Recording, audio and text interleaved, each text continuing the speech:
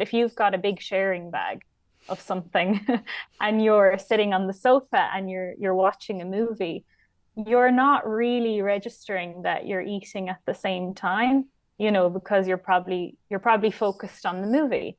So you can easily overeat.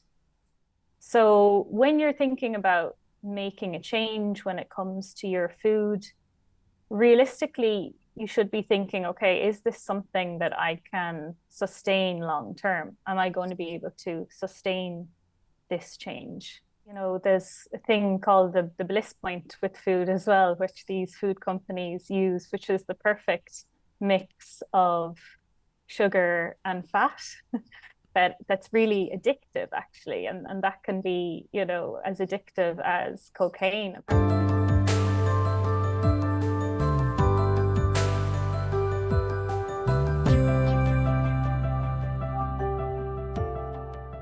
Well, Sinead, you are a nutritionist, a health coach, and an expert in making healthy eating easy, tasty, and fun. Can I start first of all by asking you, why is it we have such a tricky relationship with food? Why is it so complicated? There's probably many different factors that come into it, and obviously everyone's different. But I think, yeah, the dieting industry, I suppose, has definitely contributed towards that because we've been given, kind of misinformation, or I suppose what we thought was the right information at the time, and perhaps even what the scientists thought was the right information. So we've got all of this different advice from different, groups and people, and a lot of the time that actually has led to, I suppose, an unhealthy relationship with food and people labeling foods as good and bad and that kind of thing, if that makes sense. I spoke with a woman there recently who's a professor in nutrition and food politics, and she actually wrote a book all about food politics. And this was about the influence, the subversive influence that the big food companies have on people's consumption of their products, and the story she was telling me about some of the techniques that they use, the big food companies actually model their approach to getting their product into their customers' baskets in the same way as the big tobacco companies used to use in order to get their products into the hands of teenage smokers. So it's people who are consuming food are really up against huge forces when it comes to making or trying to make the right choices. Yeah, definitely. And, there's a thing called the bliss point with food as well, which these food companies use, which is the perfect mix of sugar and fat that's really addictive actually. And that can be, as addictive as cocaine apparently, according to scientists. So, and that's probably the likes of your Ben and Jerry's, which a lot of people struggle to put the tub back in the fridge or in the freezer once you open it, so that kind of stuff. So yeah, it's definitely, there's a lot more processed food available as well. Um, and yeah, it's hard to know what's in your food. It's hard to know how to make the best choices, even the way food is marketed as well. Like some things are marketed as high protein or contains a source of protein when in reality, if you look at the label, it's primarily a fat source, so it's tricky at the moment for sure. Tricky to say the least. Now, I know your mantra is one of sustainability when it comes to managing weight loss and healthy eating. What do we mean when we say sustainable, and how does this differ from the approach that dieters would normally take to weight loss? So what happens when people normally go on a diet is that diet normally has an expiration date. And then, so you're only doing something for a certain amount of time. And then when the diet stops, your, your regular habits that you have when it comes to food, etc., they're all still there. So you usually revert back to that. And then often the weight regain comes. So when you're thinking about making a change when it comes to your food, realistically, you should be thinking, okay, is this something that I can sustain long term? Am I going to be able to sustain this change? Especially when it comes to weight loss. Like you can make certain changes that are more short term, but you still will have to look at, what are the habits and behaviors that have caused me to gain the weight in the first place, and am I addressing them? Because if you, for example, have a habit of getting takeaway twice every weekend on a Friday and a Saturday, and drinking a couple of bottles of wine as well at the weekend, and you go on a diet, and then you stop the diet, and that behavior is still there, you go back to the takeaways and the wine or whatever, that weight is going to come back. So you have to kind of find a middle ground where you can enjoy that as part of the process, but maybe it's going to be, one night of the week rather than two or something like that.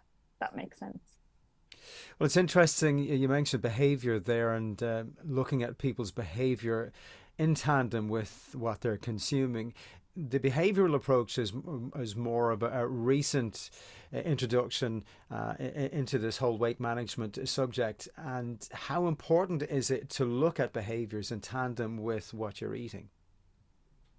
I'd say it's the most important thing, because your behavior is essentially your habits, which is what you're going to do every single day without thinking.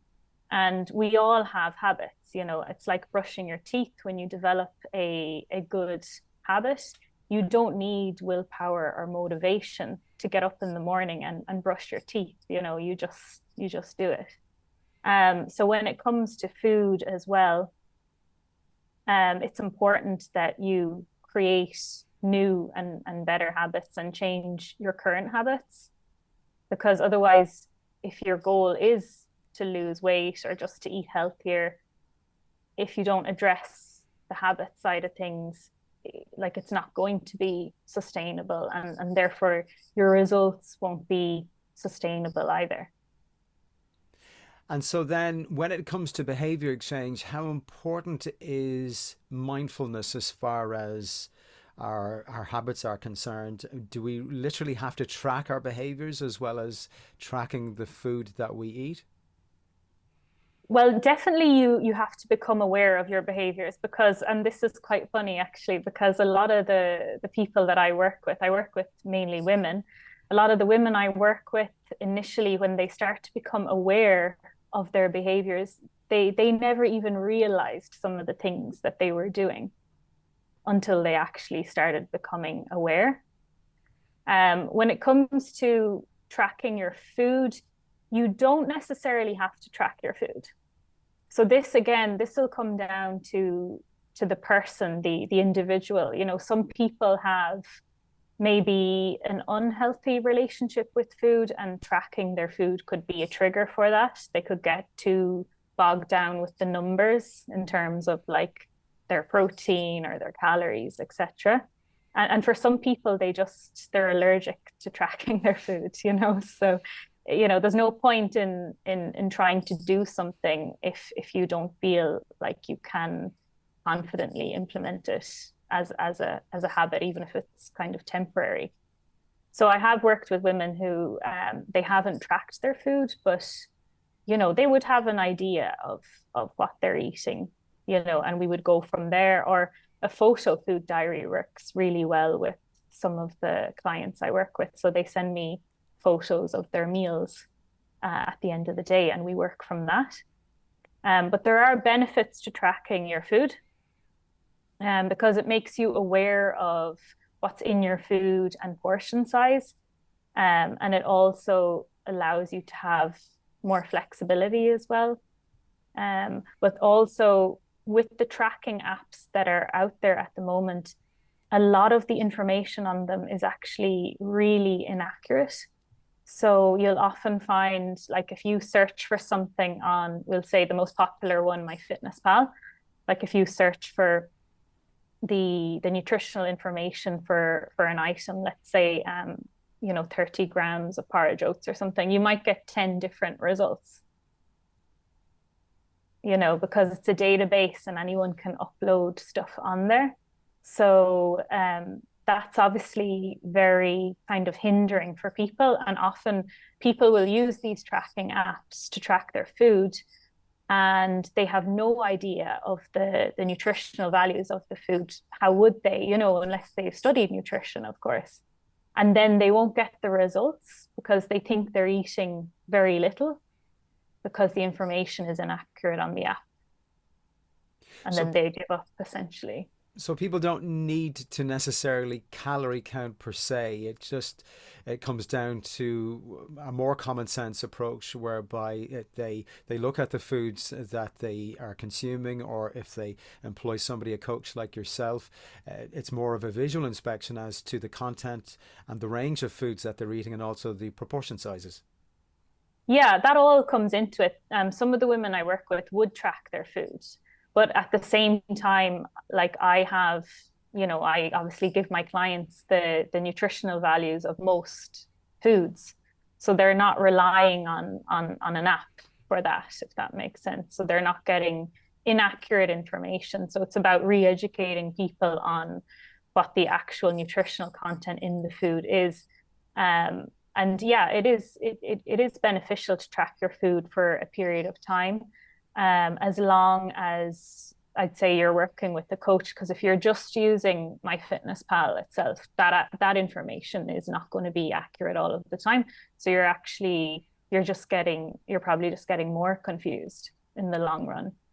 You mentioned some poor behaviors that lead to unhealthy eating. Can we talk about those?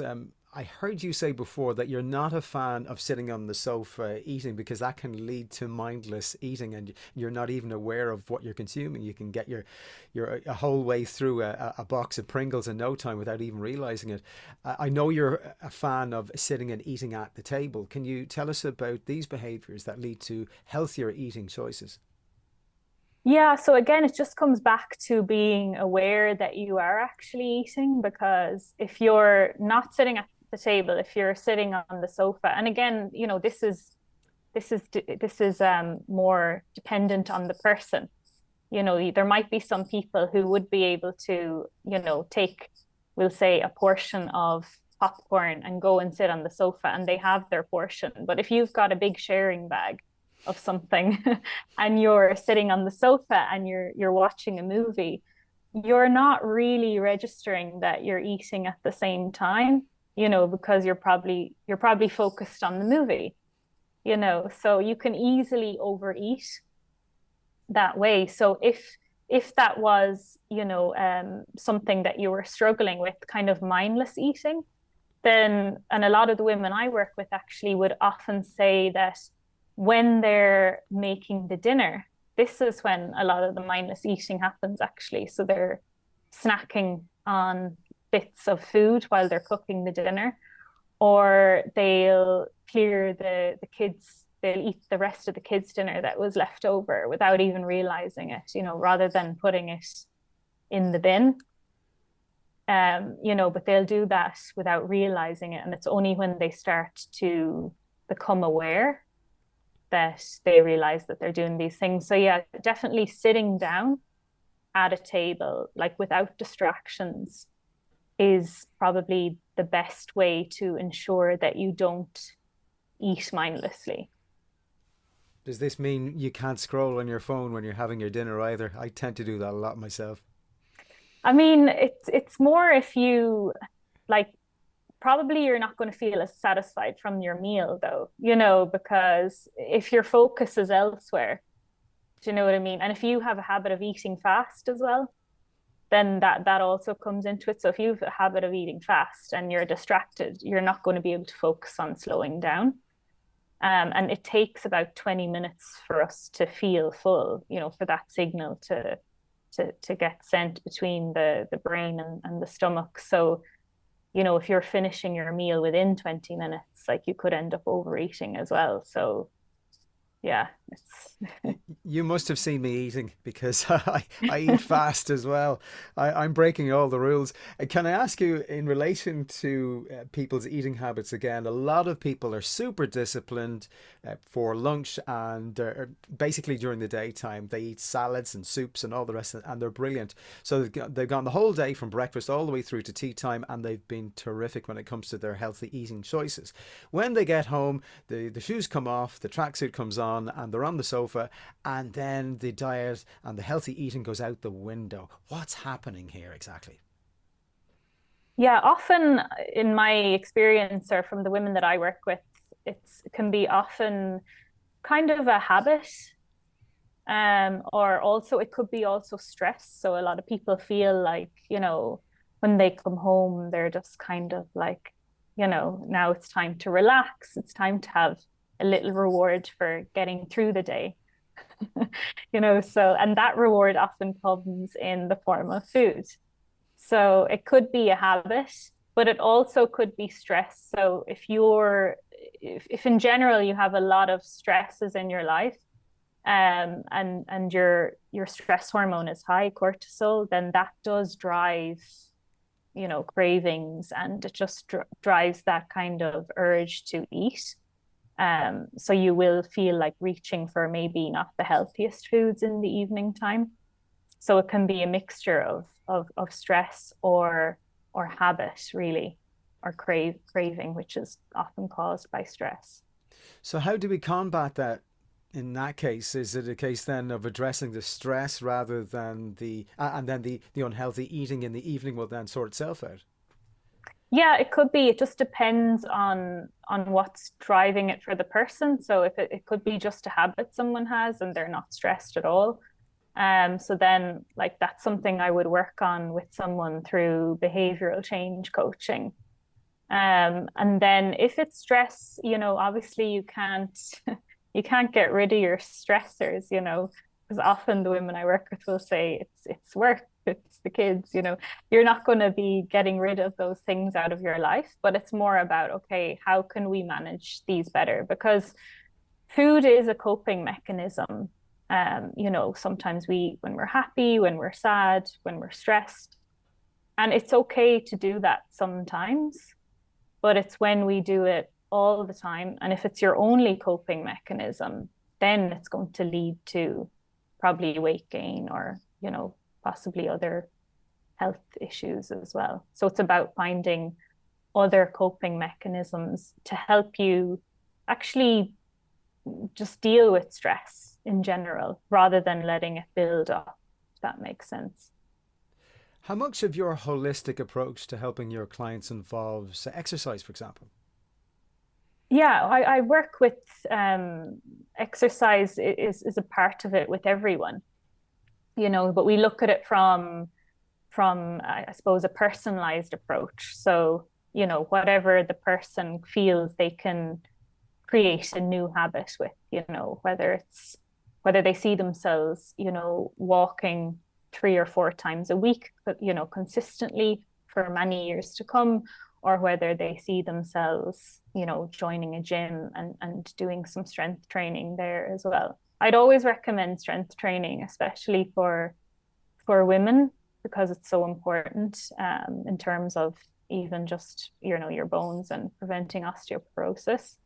But it's also really good for your metabolism as well. But definitely, it's more about what the person is able to fit into their life, how many days they can incorporate exercise and what type of activity is going to work for them long term as well. So it will vary from person to person, but activity is a part of the process for everyone.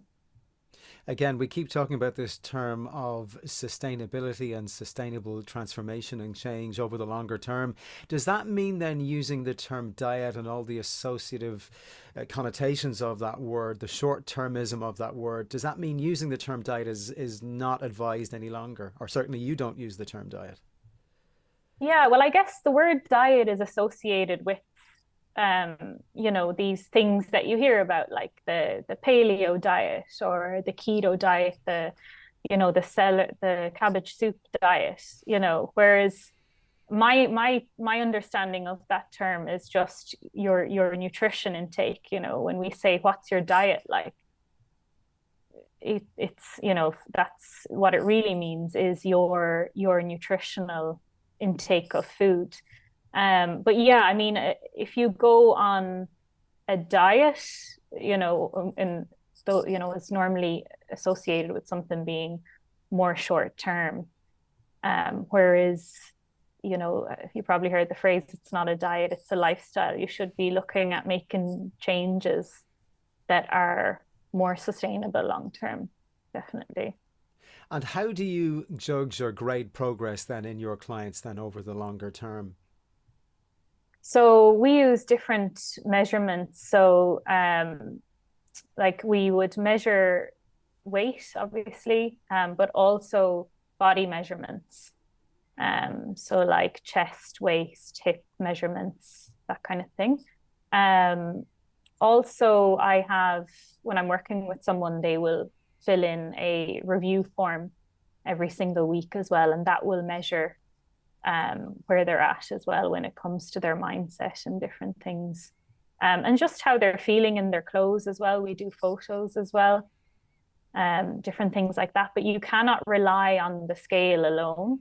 It's not an accurate indication of your progress, especially if you're only weighing yourself once a week, because your weight actually fluctuates day to day. So you should be weighing yourself every day and getting the average over the week and comparing the averages week to week. So that's another area where a lot of people fall down actually. Now, you take a bespoke approach to dealing with your clients on an individual basis, but in a very general sense, when it comes to our nutritional requirements, as far as food groups and nutrients are concerned, what should a healthy, balanced diet look like to people who are listening in? Yeah, so the big one, and you'll hear me talk about this a lot, is protein. You know, usually we're not getting enough of it. And this is especially the case as well for women who are, you know, maybe going through menopause and that as well, because that's, you know, when you may have lost some muscle at that point already, you know, and you might continue to lose muscle as well. So just to prevent that and help with your metabolism, protein, most people are not getting enough of that. So that's the main thing I would say. And then the other thing then, yeah, I guess it's more, it does come back, it's more mindset that I see people struggling with. It's the all or nothing approach. It's not necessarily that they have a lot wrong with their nutrition, but you know, they're really good for a couple of like 2 weeks, like super strict, super disciplined, and then they go the complete opposite way for many other weeks. So they're struggling to find that balance. But in terms of general nutrition advice for people who are listening in, I would say, yeah, protein is really important, and everyone will have a different protein goal depending on their own goals and their age and their weight and height and everything. Um, and also probably variety of plant foods as well. That's one where a lot of people need to improve on as well. So yeah, you might be eating vegetables, but you're probably eating the same vegetables every day. So there's no variety there, and the variety is really important for your gut health and your hormones as well. And they're all actually linked to weight loss as well and health. Many people listening in will associate weight loss with fat loss and then demonize consumption of fat as a result, but we still need to consume fat in our diet. Can you talk to us about the healthy fats we should be eating? Yeah, so most of us are not getting enough omega-3. So you have, you know, omega-3 and omega-6, there's omega-9 as well. And, you know, a lot of people would say that they take a supplement, but often it's not in the right quantities as well. So omega-3, I suppose like the best sources really are going to be like your oily fish. If you're getting it from plant sources, it has to get converted in the body to the best form. And that process just has to go through an extra step as well. But oily fish would be really good. Generally, people are not eating too many fats, I would say. And often if they are consuming, if the diet is showing like high in fat, often it's because they're eating some foods that are also kind of high in carbohydrates as well. So it might be coming from pastries and that kind of thing, rather than things that they may be trying to avoid, like cheese, for example, which would actually be better because cheese has got protein in it. And it's the zero sugar in cheese.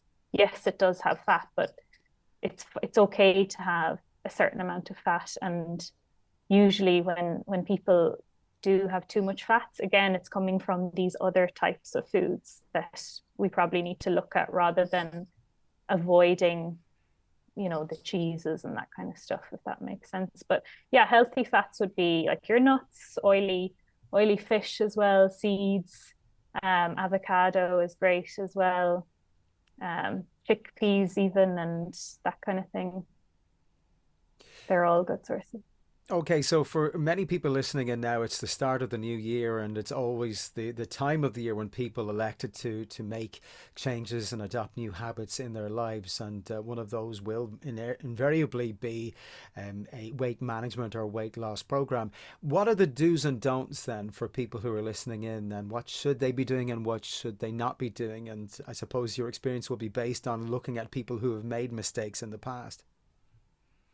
Yeah, so I would say like think about what you have done before and why it hasn't worked. And try not to repeat the same thing again, because a lot of the time we can get caught up in this, oh, if I could only stick to it, it works. But if you can't stick to it, it doesn't matter anyway. If it doesn't fit in with your lifestyle, it doesn't matter if you lose, a stone in a week on a keto diet if you can't eat that way for the rest of your life, because you'll just keep continuing in that cycle of, gaining and losing weight. But you have to develop a way of eating that is going to not feel, it shouldn't feel so difficult. You shouldn't be eating drastically different to what you are now. Yes, you will need to make changes, but it should actually feel easy enough or simple, because like that's one of the keys actually of behavior change, is that any change that you're going to implement should feel easy to accomplish. If you were decided that you were going to train for a marathon, you're not going to go out and run 10K tomorrow if you've never ran before. You're probably going to start by, a couple of minutes jogging and then walking and then jogging. You're going to kind of increase over time or make more changes over time to get to your goal. So I would say like avoid these kind of diets that are not going to be sustainable for you long term. They don't fit in with family life. Maybe they're not personalized for you, especially if you've already done similar things in the past and it hasn't worked. Like that's your sign that these are not going to work long term either. And then for people then who have adopted or begin to adopt a new healthy regime, and the first several weeks are great and they're seeing a difference, after a few weeks, people's enthusiasm and their motivation and discipline will inevitably wane. How do we help people in that situation? What tips would you have to help people find their motivation again and their discipline in order that they keep this going over the longer term? Yeah, I would say like expect that to happen. Like you're never always going to feel motivated to do something.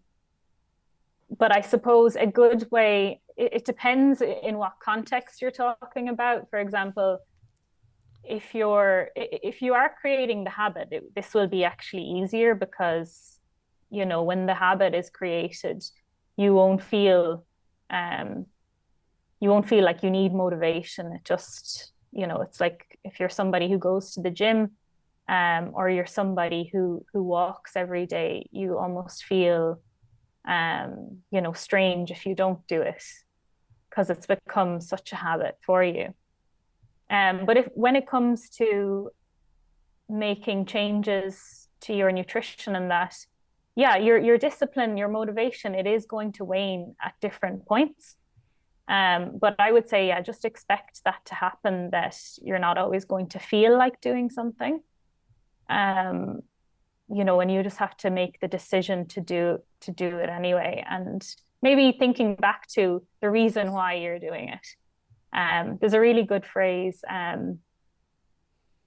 easy decisions, hard life, hard decisions, easy life.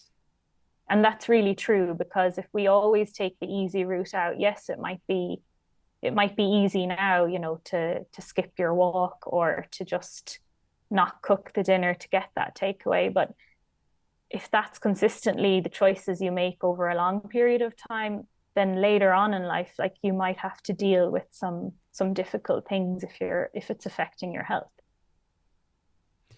And in addition, then people have the option of going to somebody, an expert, then like yourself. So, what kind of services would you offer people who are looking to make a sustainable change?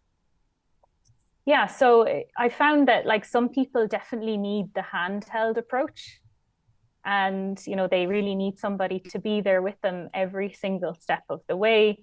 They want to work on their habits. So that's where I offer personalized one-to-one coaching. And it's not a good fit for everybody, and I would always speak to someone before I would invite them to work with me, just to make sure that it's a good fit for both of us. So if somebody wants to get in touch, they can go on my Instagram and they can book a complimentary discovery call. And we can see if that would be a good fit. So that's where I would use, obviously, I'd be working with someone on their nutrition. I'd also be using the behavioral change coaching, and then we'd look at lifestyle factors as well, such as sleep, stress management, time management as well. And yeah, sorry, go on. No, no, I was just going to say, I also want to mention the fact that you offer courses to people who want to achieve a degree of transformation in their lives. Can you tell us about these? Yeah, yeah. So, I mean, aside from the one-to-one program, yeah, Yeah. yeah. So recently, I did launch a kind of a program where that you go through yourself. So it's not one-to-one coaching, but it's a video course that I created. So this would be more for people who feel like they maybe just need the education side of things. They need to be told what to do. They're confused with the information out there. They don't know what they should be eating. They don't know how much protein would be good, what sources of protein and how to get that into their diet. And also perhaps they're just confused about everything, and they really need the education side of things, and to be able to just apply that. They're kind of people who can do that themselves, because there are a lot of people out there like that as well, where they're just missing that one piece. So I created a video course for that takes you through, so you can go through it in your own time, and that takes you through how to calculate your maintenance energy requirements, your fat loss energy requirements. It also goes through, if you did want to track your food, like how to do that accurately as well, how to make progress without tracking as well, and protein and all of those different things as well. So that is also available. So if you go to my Instagram, there's a link for that there as well, and you can read more about it there as well. Name your Instagram account there while we're talking about it. Yeah, it's just Sinead Cloherty Nutrition. Grant, and I will stick a link to that Instagram account in the show notes for this episode. Sinead, I've gone over my time. You're very good. I really appreciate you giving me some of your time on the podcast today. Hopefully, and no doubt, people will have got some great tips and advice, given that will be going out at the beginning of the new year, and I know many people will be seeking to make the changes that we've spoken about in this episode today. But if people want to find out more about you, they can go onto the show notes of this episode and reach out to you directly via Instagram and have a look at the courses that you mentioned just now. But for the moment, Sinead Cloherty, thank you so much for joining me on the podcast. Really enjoyed chatting with you again. Same, thanks for having me.